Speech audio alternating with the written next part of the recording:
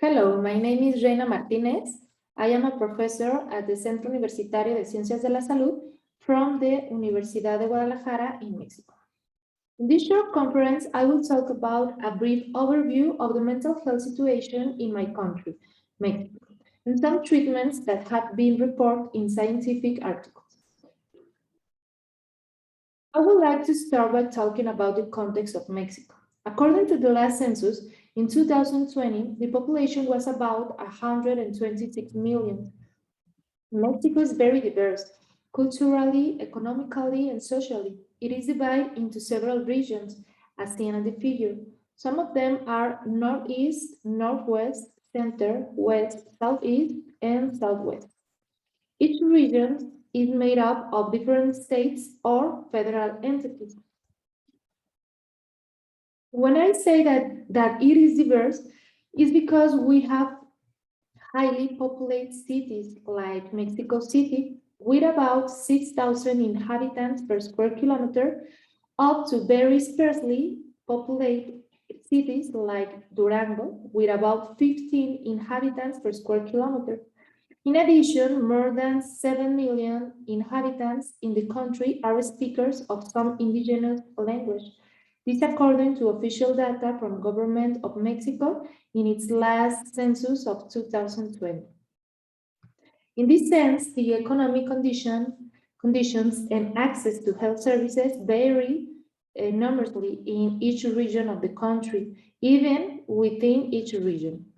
Generally, it is the most urbanized regions that have the most access to health services in general, while the people who live in rural localities are the ones who have the greatest difficulty in accessing health services.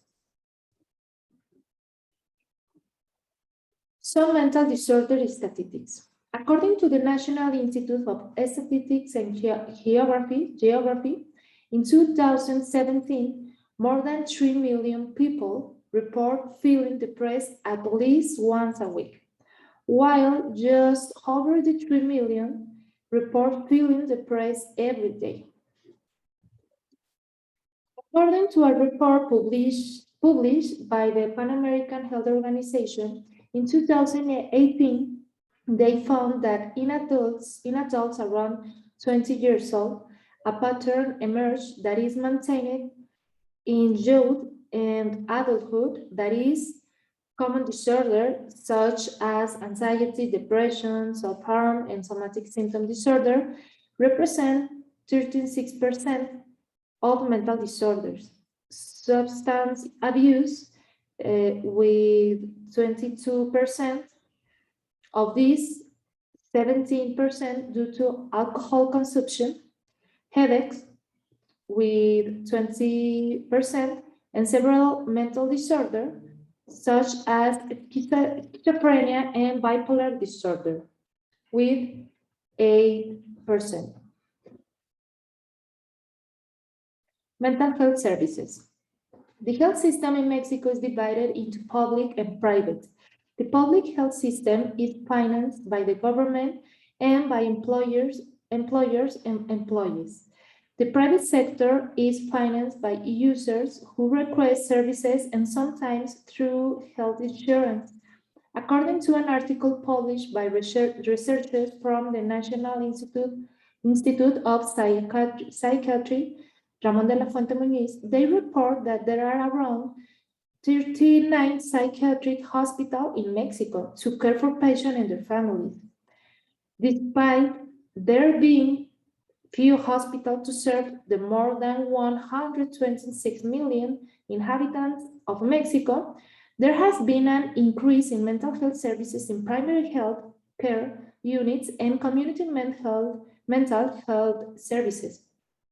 In this image that you can see on the screen, taken from this article, you can see the growth over the years of community mental health services and the mental health services in primary care.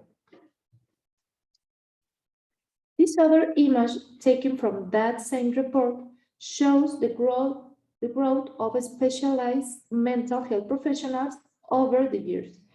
As can be seen in the image, It has been mostly general physicians who work on mental health issues, as well as psychologists who have increased in recent years.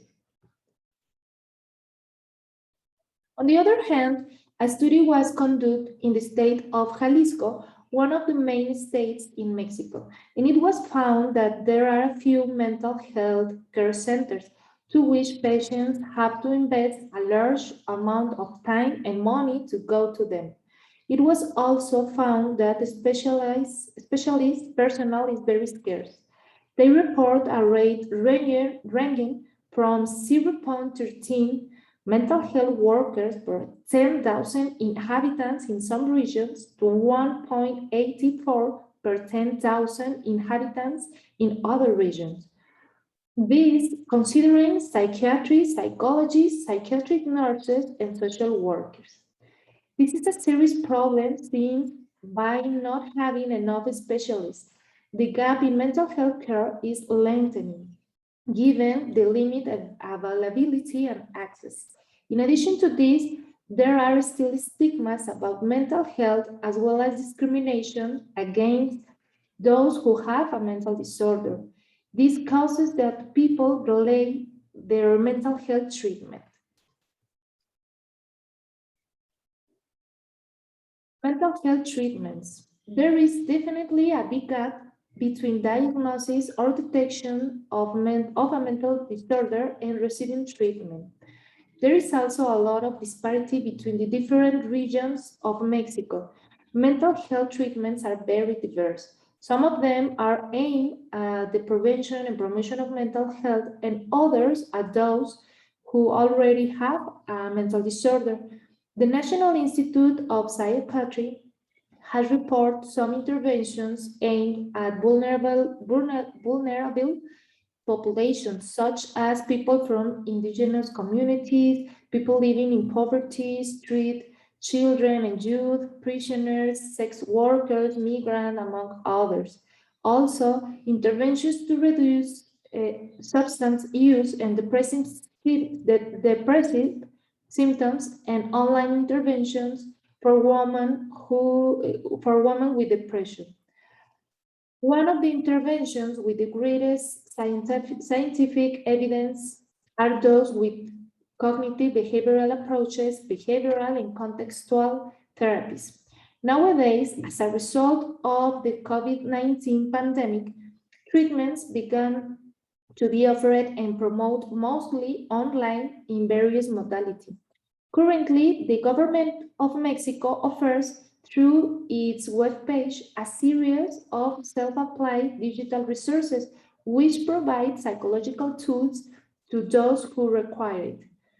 These range from educational videos to breathing techniques or problem solving. Likewise, a list of mental health care institutions and telephone lines is also offered, most of them free. After the pandemic, various public and private institutions that offer mental health services have diversified their care modality. For example, one of the modalities widely used by various services is face-to-face interventions with a therapy through a video call. However, online and self-applied psychological interventions were also created, that is, through a platform that allows the patient to navigate through it to consult its digital content. An example of this is the research group to which I belong, called ITLAS, for its acronym Internet Treatments for Latin America and Spain. As a result of our collaborative work, we have created platforms with self-applied interventions for people who require psychological support during the COVID-19 contingency, a platform called Salud Mental COVID, people who were grieving during the pandemic, a platform called Duelo COVID, and a platform aimed to healthcare workers that require psychological support called Personal COVID. Conclusion. Nonetheless, mental health care continues to be a challenge for all countries, especially those with low and middle income. In Mexico, there have been great advance in mental health, but there are still many weaknesses and challenges. Even the socioeconomic condition of Mexico that I described at the beginning of this presentation, there are still many people who do not have access to basic health services and therefore mental health. The pandemic has come to revolutionize the way mental health services are offered, opening space for digital services in mental health. However, considering that in countries like Mexico, there are a large number of people with little knowledge and access to technology, it is still a challenge to offer these mental health services to the general population. This opens a window of opportunity to create psychological interventions adapt to Latin America populations. Thank you for your attention.